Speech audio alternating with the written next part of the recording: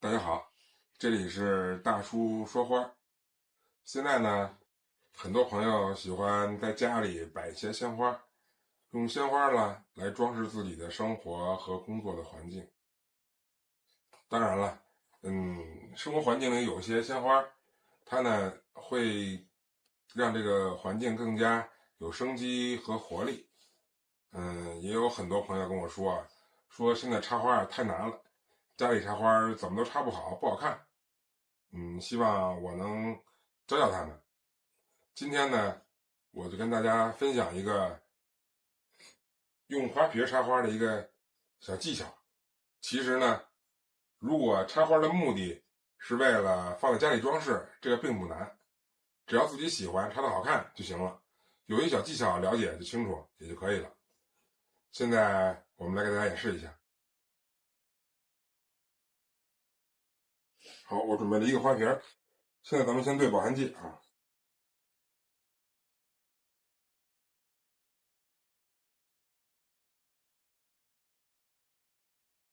我倒了3瓶矿泉水啊。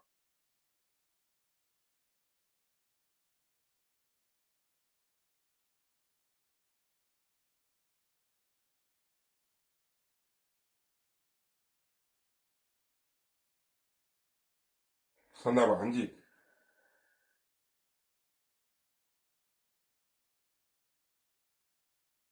搅一搅啊。大家可以看一下啊，这种花瓶呢，你插花的时候，你把花插到里边，它的位置是固定不了的，它总是往一边倒，所以它插出来没有形儿。所以说呢，插花其中一个比较重要的一点就是怎么能够控制花的相对位置，就想让花放哪儿，它就在哪儿。今天我们来讲讲这个啊。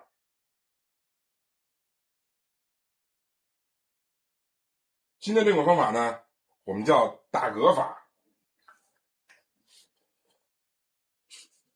就把花瓶水放好，完了用纸把这个边上擦干，不要有水分啊。然后用窄胶带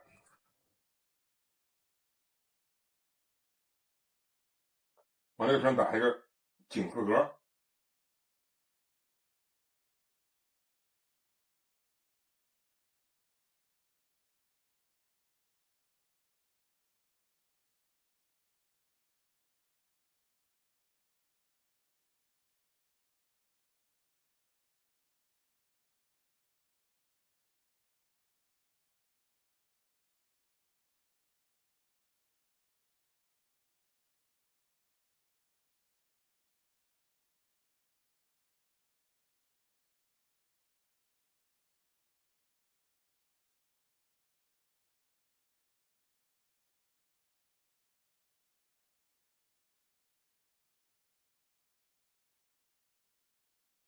好，这个格也打好了。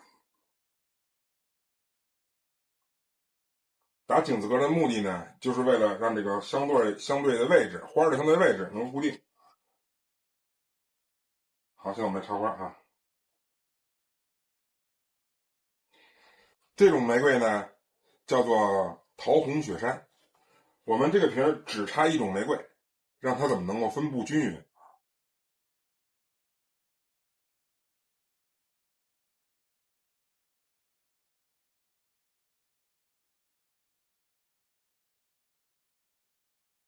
看它这样位置可以相对确定了啊。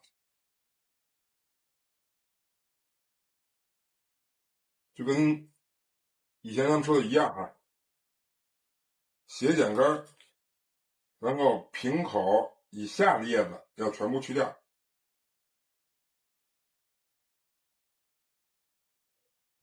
可以先插3支，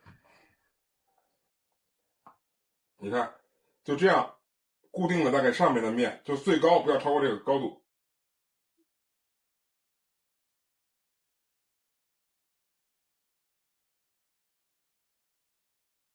然后在加花的时候，在2个和2个之间加，2支和2支之间加。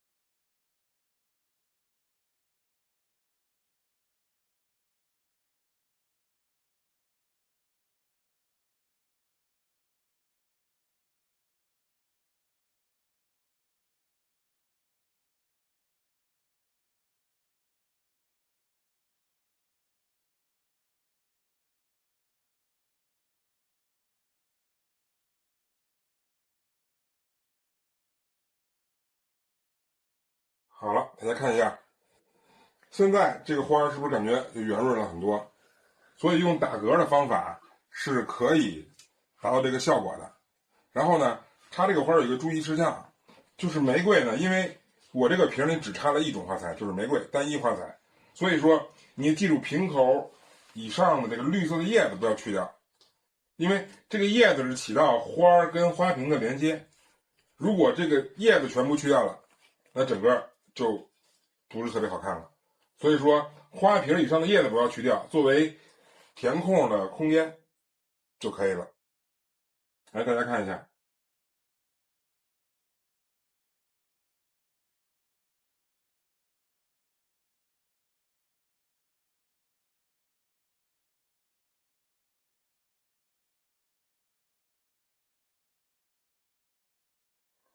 这是用花瓶打嗝法插的玫瑰，感觉分布又比较平均，所以这样摆出来就比刚才那种散放着可能效果好很多。不知道大家学会了没有？好了，今天这个打嗝法的问题，我们今天就教到这儿。其实还有很多固定的方法，比如说捆扎法，比如说剑山插花法，还有花泥插花法，还有一种挤在一起的方法。反正这些方法咱们以后慢慢的讲。今天呢就讲这么一个打嗝法，希望对大家有个帮助。然后呢，下一期我想给大家介绍一下，比如说你要买花，买3种或者4种、几种以上的花，怎么挑选、怎么搭配比较好。下期呢，我们讲怎么挑花。这期就到这里，谢谢大家。大家好，这里是大叔说花。这里还有朋友跟我说让我介绍一下关于这个插花的工具啊。以前我本没把当回事儿，但是我觉得好像还挺多朋友想知道这方面的知识啊。我今天呢，就在店里正好，东西给你全我给大家念叨念叨啊。咱们先说什么呢？先从刀具说起啊。咱们经常用的这个剪刀，剪花的有人说剪花剪刀不好用，好，今天我给大家说一个这种剪刀。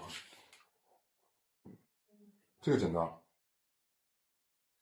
这是张小泉的剪刀啊，看，我常用的就是这个，看，是这样的。这个剪刀的好处呢，一会儿我跟大家说哈，这是一种国产的剪刀啊，国产剪刀，这是国产剪刀。还有一种呢，这种，这个日本剪刀，这个就有点贵了，这个叫板垣的，这个是日本的剪刀啊。咱们先说2种剪刀啊。这个日本剪刀呢，大概其价格在好像是150-160吧，一把差不多。它这剪刀的好处是什么？你看它做例句啊，女孩使这个剪刀比较省力。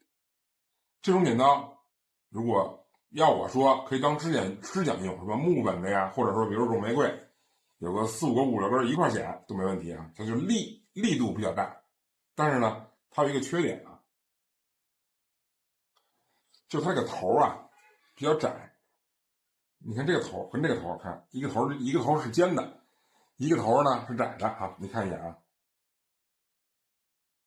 啊，这个是国产剪刀啊，张小泉的这剪刀，这个国产剪刀大概卖15块钱一把，反正我们买15块钱一把，反正我是常年用这种剪刀，我不爱用这个日本剪刀啊。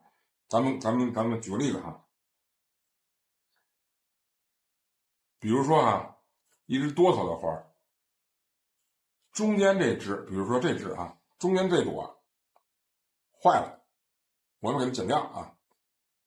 用国产剪刀，看它这头比较尖，比较长，它很容易从这个缝隙里伸进去，一下剪断了啊！看，但是如果用日本的剪刀呢，它因为它比较粗，不好伸，尤其是在你花插的比较多的时候，你要剪掉一大丛中间的一小朵，这种剪刀比较难伸进去。但这种剪刀呢，很容易伸进去，而且本身这种剪刀其实我个人觉得质量也不错，我常年是用这种剪刀啊，我不用这种日本剪刀啊。这是这两个剪刀的区别。一个呢力比较大，劲儿比较大，女孩用呢可能比较省力。另外这种呢尖儿刃儿比较长，比较容易剪大束花里的一小朵，可能伸进去好伸一点。完了呢，它比较细长嘛，它伸进去好伸一点。所以说剪这个一大丛花里的一小枝可能更好用一点。我也比较喜欢用剪刀，毕竟这一把剪刀，这一把可以买10把这样，我觉得性价比也在那摆着啊。这是剪刀。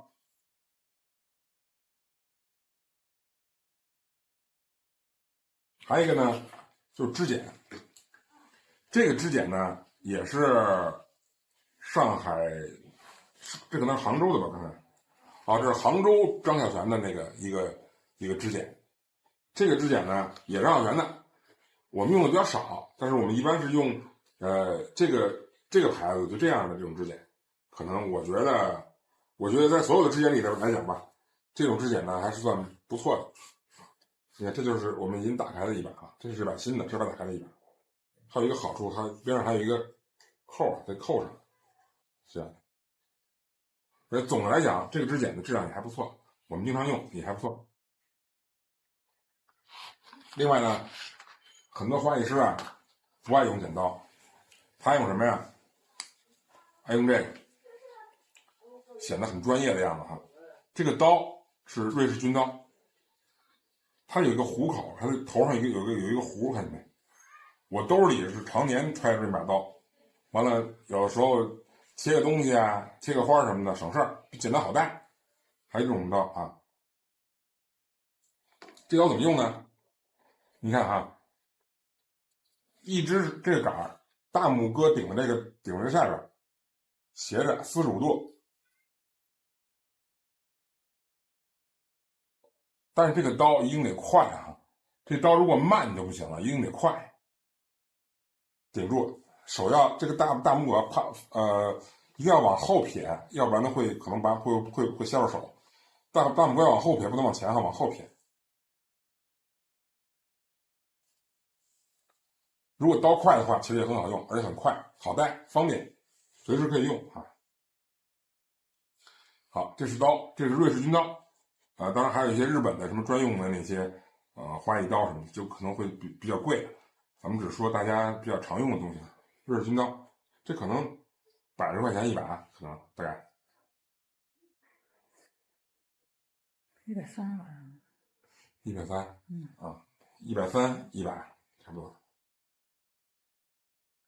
下边咱说打刺啊，花店一般用什么？打刺钳。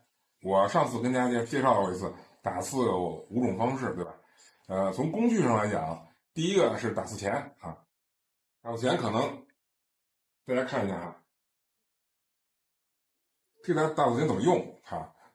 这打刺钳呢有一个边上有一个槽，有一个边儿，这个边儿是放在下边的啊，不能冲上啊，这边儿往上边是为了挡住这个刺，防止扎手的这种。完了用这两个口夹紧，完了往下一撸，这刺就掉了，这样一撸就掉了。完了这个地方呢是辅助用力，而且比较可能会挡这些刺或者东西。看这样打就行了。完了呢，但是打刺前有一个问题，上次跟大家说过，如果你用力用的大，容易把这个表皮这个外皮打破。所以说这个劲道用的好，就是不能太紧，不能压太紧，要稍微松快一点啊。这是第一种啊，打刺钳。第二种呢是这个什么东西呢？这其实是跟保安剂一个公司啊，可利鲜公司出的一个专门打刺的东西。他拿这东西看这样，完了，一包，这样一拉，刺就掉了啊。一般咱们家庭用的可能会多一些，而且它是橡胶的，理论上它们对这个杆子伤害比较小，或者没有什么伤害。这是可利鲜的也是一个打刺的工具。但是这个东西呢，如果是比如像卡罗拉那种刺非常多的，有很多毛刺的，可能效果不太好。就对刺比较少的一些苹果品种，可能还可以比较好用。这样的，只要一拉就行了啊，是打刺的。另外，当然还有一些加水的工具啊，这是一个量杯，也是可利鲜的哈。当时我们买那个保安剂他们送的，这一杯呢是1000毫升啊，1000毫升水，所以说可能如果没有量杯的话，可能这个量不太好把握啊。这量杯可以。还有一种东西啊，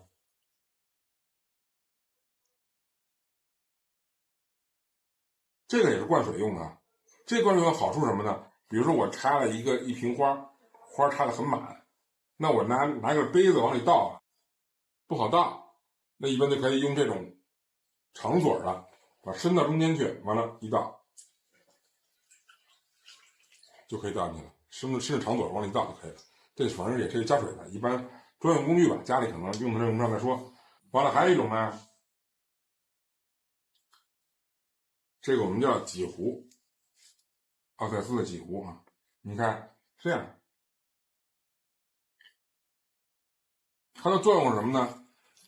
干什么用呢？比如说，你看啊，我们比如说有一个小瓶的花，尤其是放在试管里这种一个小瓶的花，你杯子倒是很难倒进去的啊，不好倒，所以就拿一个几壶啊，把这个尖儿捅这个试管里，捅那个试管里啊，哎，这样加满了。尤其是一些搞花艺的啊，用那种试管，比如说一个干树枝上加了很多，就是绑了很多试管，一个试管里插枝花什么这种，就是这种东西。所以呢，用这种几壶的方式可能会多一些啊。这是几壶，但是家庭可能不是很常用啊。另外呢，就这个胶带车啊，这个一般可能家里可能我不知道有没有啊。反正我们一般用这条胶带车就是打嗝用的，打成嗝用这胶带，咱们就是打成比如井字格也好，或者是十字格也好，打嗝用的一种胶带啊，胶带车。然后这个是什么？可能大家都认识啊，保鲜剂啊，这是可利鲜的。可利鲜的保鲜剂呢分2种啊，一种是这种长袋的哈，长袋的，还有一种呢是这种小袋的。这2种保鲜剂不一样啊。这种呢，可利鲜叫做百合专用，其实应该叫做球根专用，就是球根类的花用这种保鲜剂都行。比如说郁金香啊、剑兰啊这种，只要下边是球根的就行。这个呢是通用的，他们名叫清凉小袋，一袋是500克啊，这个叫清凉小袋，这个叫百合专用。5克吧？5克，对，这一袋是5克啊，清凉小袋。这一袋是10克，这是百合的啊。你看啊，这是他们刚才给大家看时候给我们配的这个量杯啊。这一杯到这儿是1000毫升，基本上一袋这个百合的这个啊，百合专用的一袋就是1000毫升，这么多水一袋就行了，或者是到500毫升一小袋，这是专门就是做这个测量用的啊。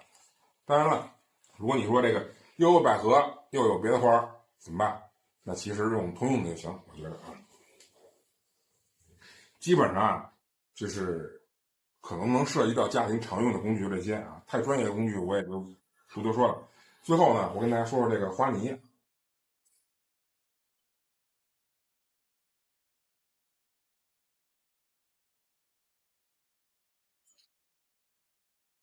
哦，还是再说一句啊，这个保鲜剂是可利鲜的，这是荷兰的可利鲜的。还有一种保鲜剂叫做花之寿，是美国的，好像我记得叫 Flower Life， 好像是花之生命就是也是保鲜剂，也是一个国际挺有名的品牌啊，就跟这个花泥是一家的。这花泥是奥赛斯的，这个跟花泥是一家的，就他们家也出保鲜剂，就是花之寿的。基本上我觉得啊，我个人感觉可丽鲜跟花之寿就有点像肯德基和麦当劳这个意思啊，两个都是一个大公司，而且都是时间挺长的大公司。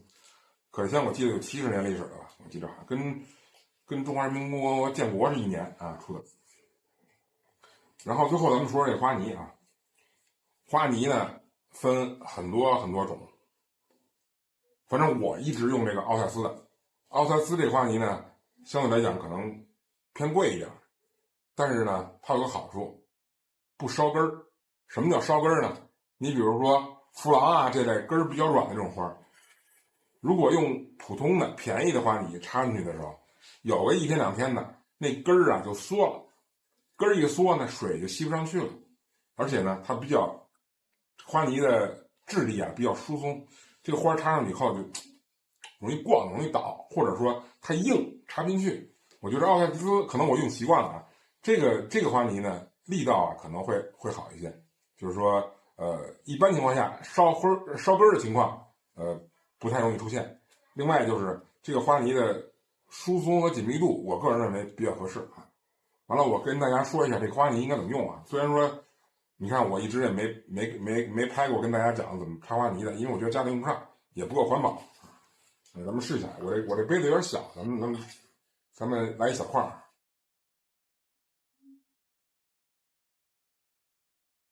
这个花泥是可以切的啊，随便，塑形很好，随便怎么都切，怎么切都行。你看，切了一块啊，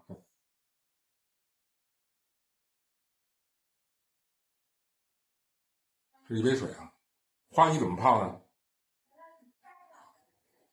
千万记着啊，花泥有一个关键问题，有时候刚开花店或者刚干这行不懂的人，可能有时候会出问题啊。看啊，花泥直接放水让它飘在上面，不要管它啊，千万不要管它，不要往下摁，千万不要把它摁，因为它这个水是从花泥下边一点一点渗上去的，就把每花泥中间的空气里边空气一点排出去。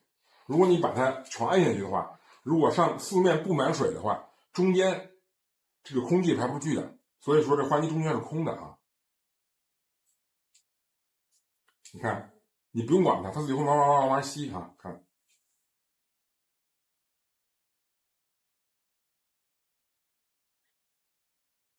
所以这个可能也是个需要个时间等一下的啊。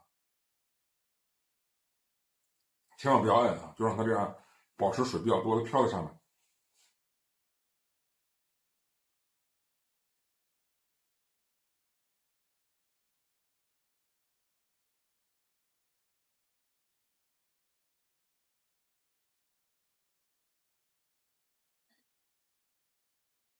看啊，慢慢差不多了。你看，这水基本上都吸进去了。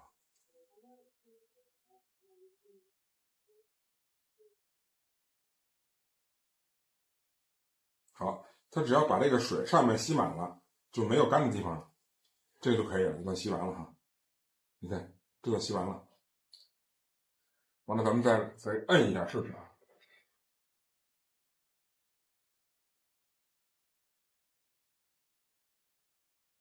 你看啊，一样是花花泥一样的啊，一块儿切下来，看着啊。着急，我着急，一定要用，着急，摁着去。你看看，你觉得是吸满了，看，也这样的。这个简约圆满的，看，从外表上看没什么太大差别哈。但是我切开你看一下啊，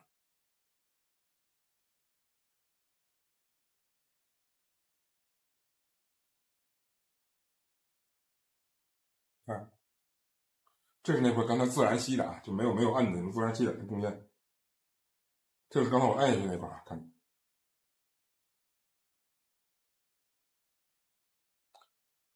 大家能看明白吧？就是它这个，如果上面水吸满的话，中间这个空气是排不出去的。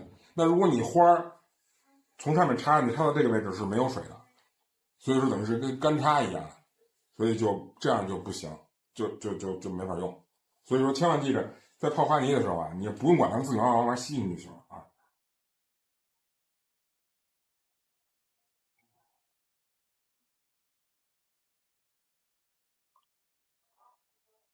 大概呢，我觉得我想跟大家说的就这些东西了。我不知道还有什么工具没有？可能其他的工具也是不是家庭不是很常用的了。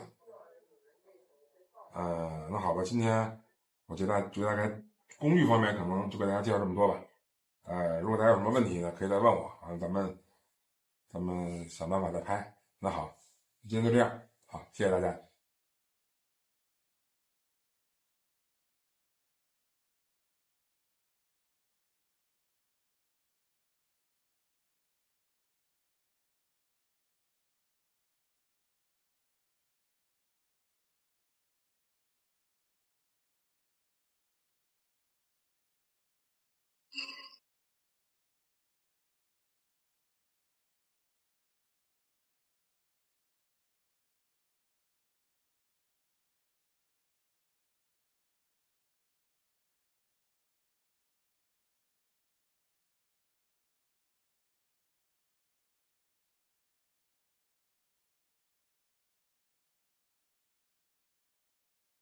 大家好，这里是大叔说话。还有个朋友一直在问啊，说这个打嗝法到底这个花应该怎么插法？那个用什么方式来插啊？我今天再插一次啊，大家看一眼。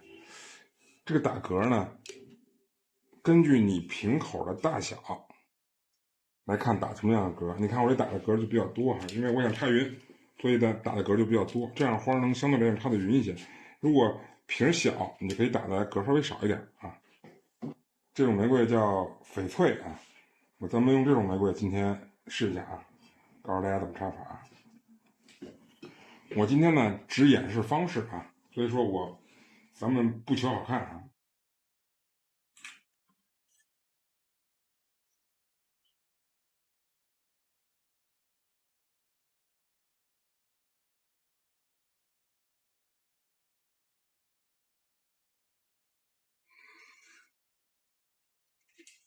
先插3支啊，构成一个基本的面，因为3点决定一个平面。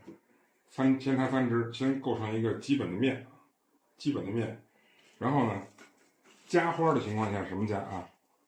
两之间夹啊，两支之间夹。咱们基本上做这个平面上，咱们不弄别的，咱们做这个平面上，这样的话可能更简单一点。可能那个如果面多了，可能更复杂啊。大家看啊，两之间夹啊，两支之间夹啊，这个也是两之间夹啊。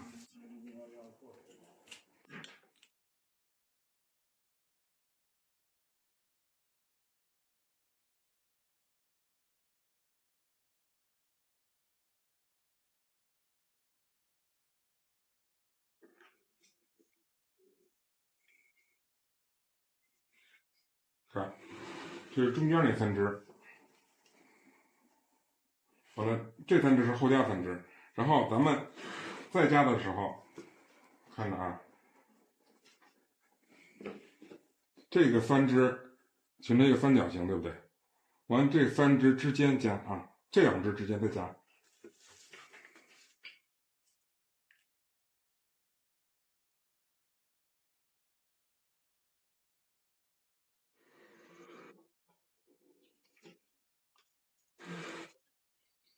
这2支之间要加啊。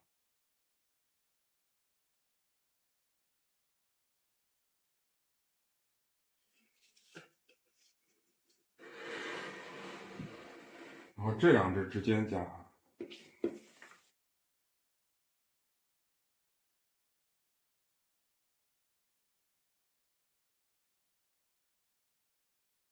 看，它的不是在一个平面上，它是一个球形，看见没？这3支是最中间的3支，这3支是最中间的3支啊。完了，在这2个之间加的，这是这两个之间加的，这支是在这2个之间加的啊。完了，这支是在这2个之间加的啊。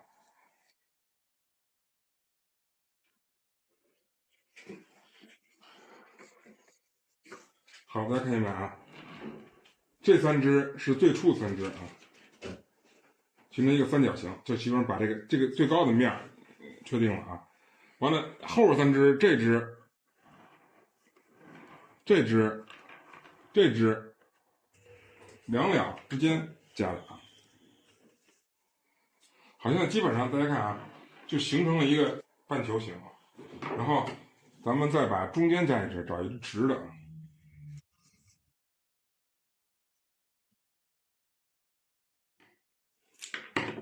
咱们再把最中间加一只。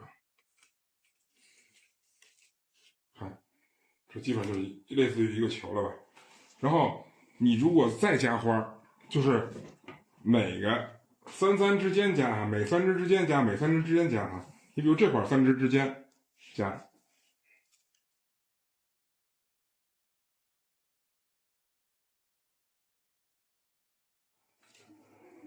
如果刚开始插的时候，它可能会有点晃，不用管它。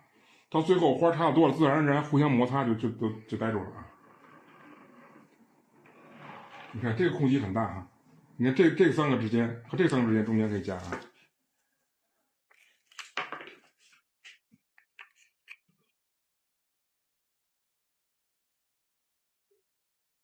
看这个空间就占住了啊，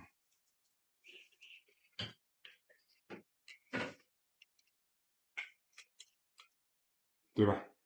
这样看，你从四面看，它基本上是个圆的啊，圆形的。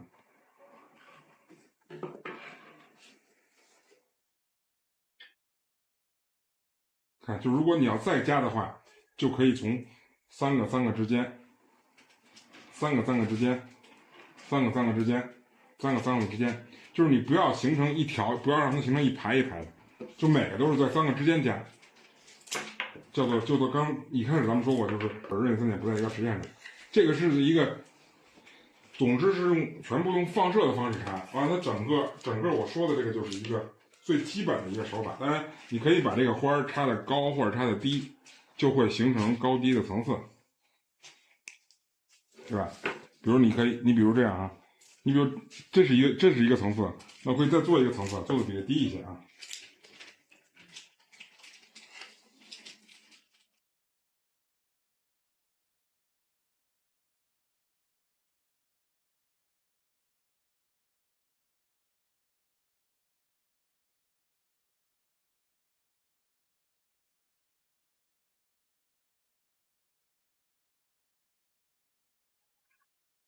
比较低，就完全可以通过高低来调整这整个的一个形状啊。总之，刚才我跟大家讲，不知道能不能明白啊？就是先插3支，决定一个上面的面，然后两之间加花，两之间加花，最后就是3之间加，3支之间加，3支之间加，不要形成一排一排的这样，让它稍微有点脱落的感觉啊。然后可以。高和低是可以的，但是如果你刚开始不熟练的话，你就基本上坐在一个平面上就可以了，能插圆的就可以了。然后呢，还有一个诀窍就是说，假如说你花的数量很多，那你就插高一点，就比这瓶口啊高一些。如果你花的数量比较少，那你就离这瓶口啊稍微低一些。插的越低越省花，插的越高越费花。然后你插完以后，这些空间完全都可以用那种。比如说多头的呀，那种东西来填充的哈。比如说这种，你看它一直插进去，就能把这个大空填住啊。看，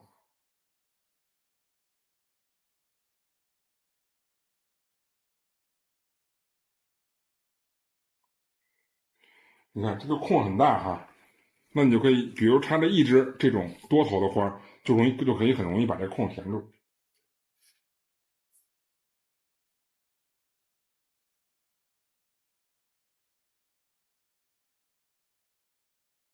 大家看是这意思吧？看，对吧？这就不显得空了。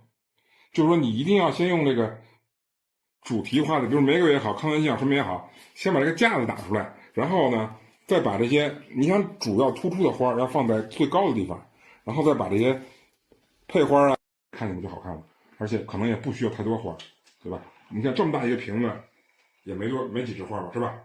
反正基本上就这样。最后再说一下要点啊，先打3个点，决定一个上面的面，然后每2支之间加，每2支之间加，加到最后是每3支之间加，每3支之间加，然后慢慢的形成一个球形，这样的话就分布比较平均了。我不知道这种打嗝的方法你能听明白吗？然后最后可以用这种多头去填中间的空间，这样的话就可以了啊。基本上你看这么大一瓶儿，也用的花其实也不多，没多少支啊。大概就这样，不知道你能不能明白？好，谢谢大家。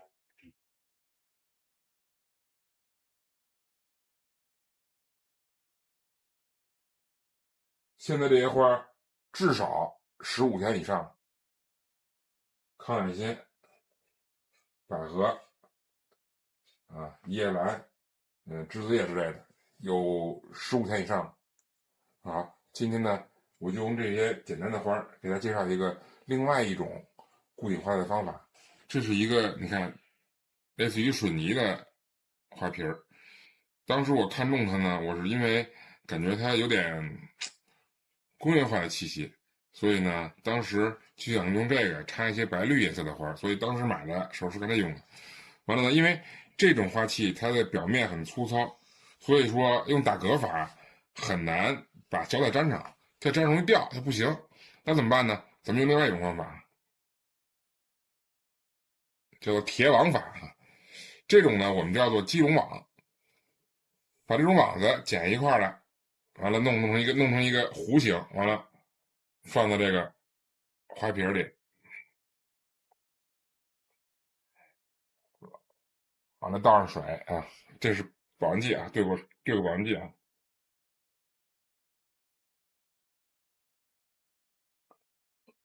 然后再把花往上插，这样的话呢，您看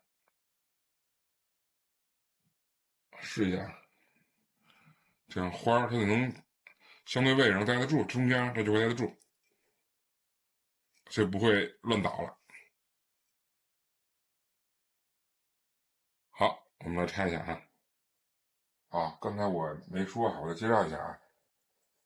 这个网子呢叫几种网，有2种用法。一般花店呢，比如说用花泥比较小的花泥插比较多的花，它怕花泥碎了，所以外边花泥外包一层集中网。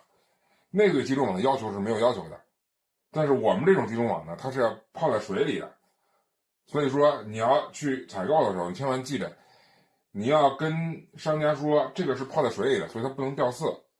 有一种含铅比较多的、容易掉色的，或者是塑料的也行，你能找到塑料的网格也行。基本上就是这种，跟打嗝法道理是一样的。所以你在选择的时候，这个网子的选择是有要求的。如果说用那种，比如说价格很便宜的，完了还比较，含铅比较多的，它泡完以后，它的水会变黑，会把那个花白色的花染黑了，会有这种情况啊。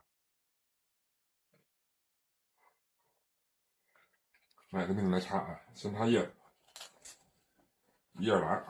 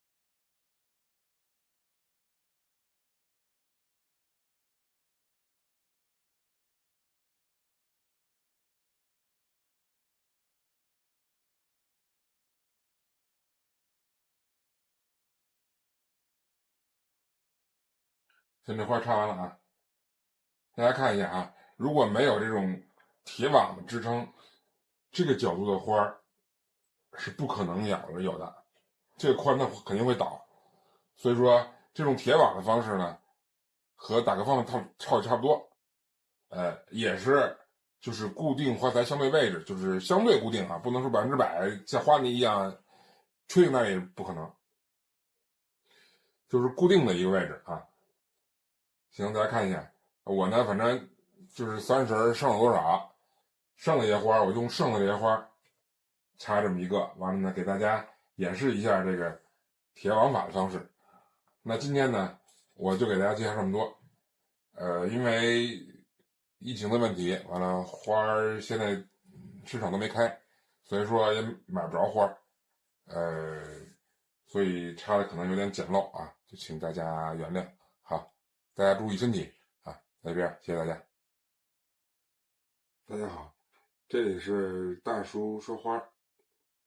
以前呢，我们介绍过几种插花的小技巧，一个是花瓶打格法，还有一个是捆扎法。今天呢，再给大家介绍一个花泥插花法。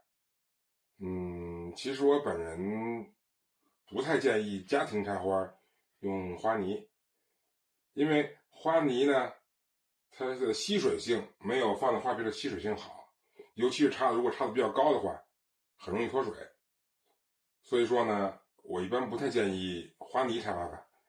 如果家里用花的话，我更建议花瓶插花法。所以说我一般给大家介绍更多的是用花瓶插花，而不是用花泥插花。但是呢，花泥插花呢也是一种常用的方式，而且它的优点是可以很精准的控制每一枝花的位置和角度，这个用花瓶是比较难做到的。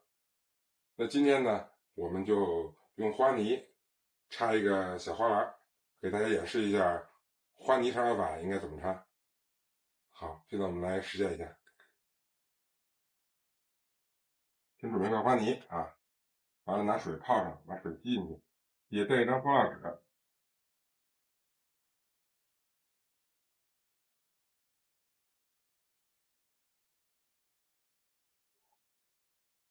在花篮里，然后把多余的塑料纸剪掉。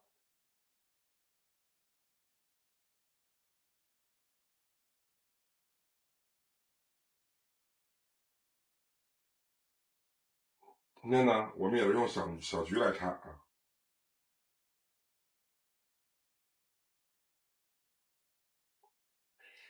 插这花呢，有2个要点，第一个是大朵的颜色深的插的比较低，小朵的颜色比较亮的插的比较高，然后是完全以放射的方式插啊，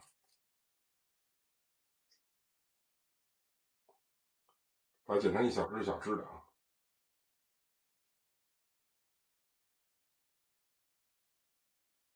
大的低一些，小的高一点啊。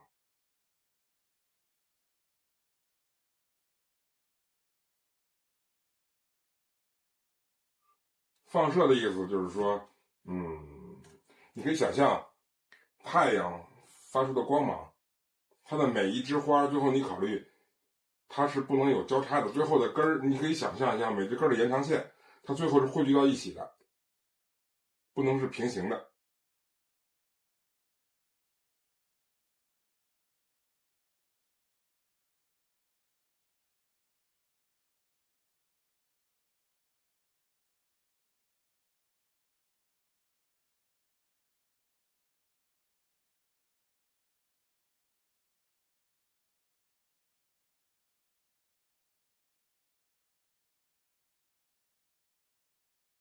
你看它是往四面放射的。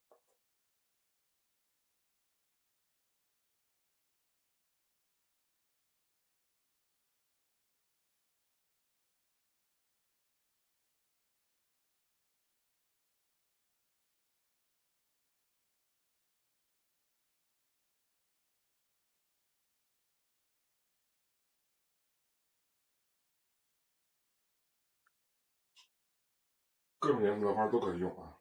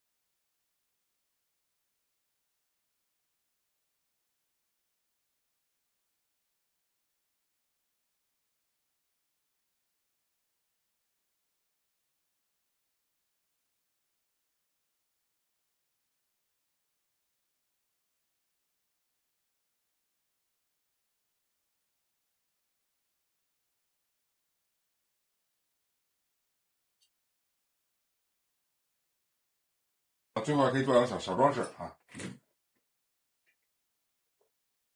你想象着这是一个春天的花园，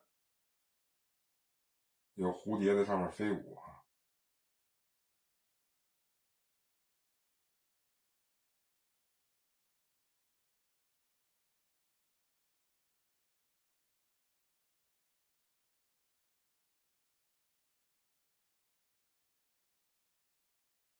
好了，这花插完了啊。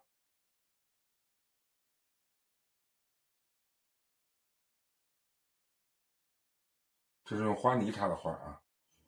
花泥插花呢，最大的优点是每一枝花的长短、高低、朝下、角度都可以很精确的控制。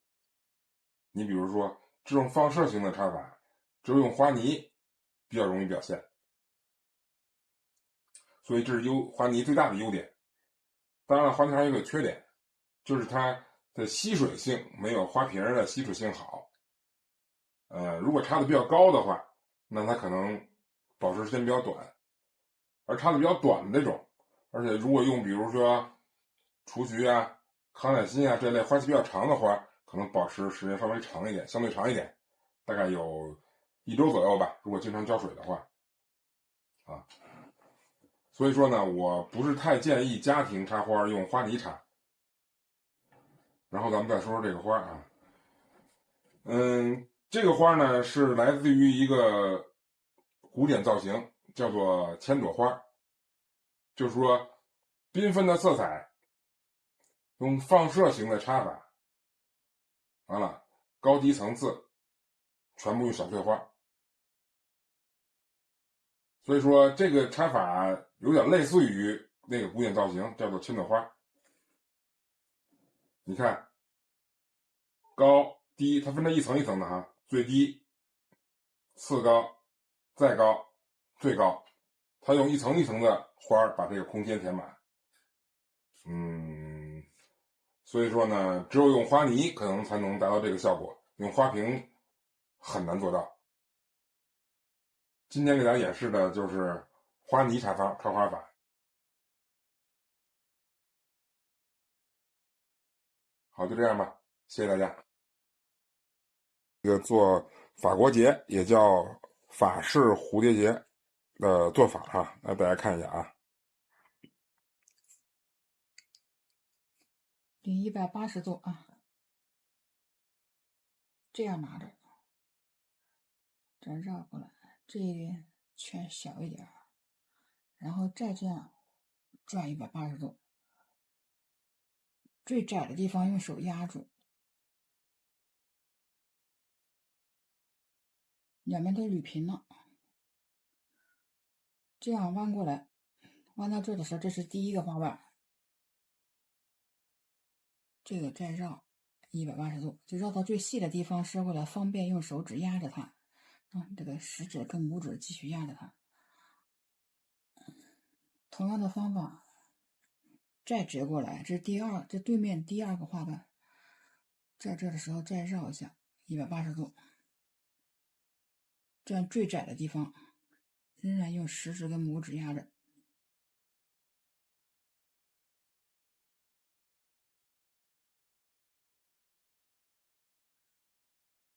绕过来的时候，稍微往旁边延伸一点。同样的方法，再在这儿绕180度，最窄的地方压着。那么这另外一头就伸到这边来了啊，再这样折一下，同样的方法再绕180度。这是2个花瓣的法式结。如果要做大一点，然后再继续往下面折，折到这儿的时候，再给它折180度，再压住，始终都是拇指跟食指这样压着。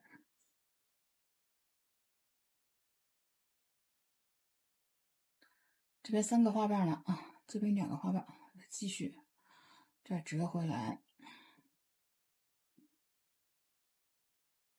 后做的花瓣要比前面的要长一点，这样有层次，好看一些。再做大一点，一边做4个。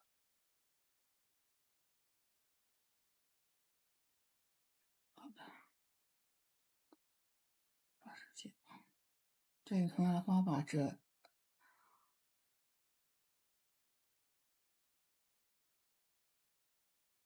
好，这边第4个花瓣马上就要成了啊，这样绕过来，食指跟拇指之间压的这几个花瓣都是最窄的地方，这样捏得住。这样我这个法式结基本上做完，下面还需要2个尾巴，可以这样绕过来，多余的这一节我给剪掉啊。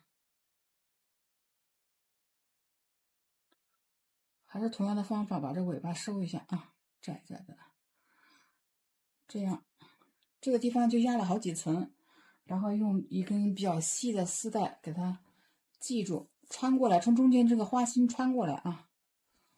为什么要做中间这个花心挡着呢？是因为这个丝带从这边绕过去的时候，如果没有这个花心挡的话，会比较不难看。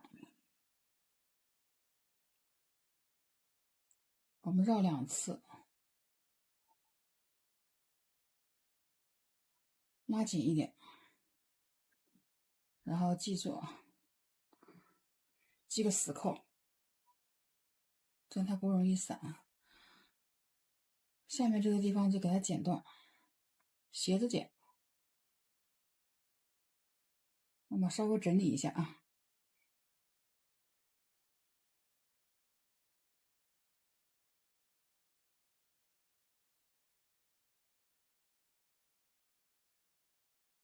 各种材质的丝带都可以这样做啊。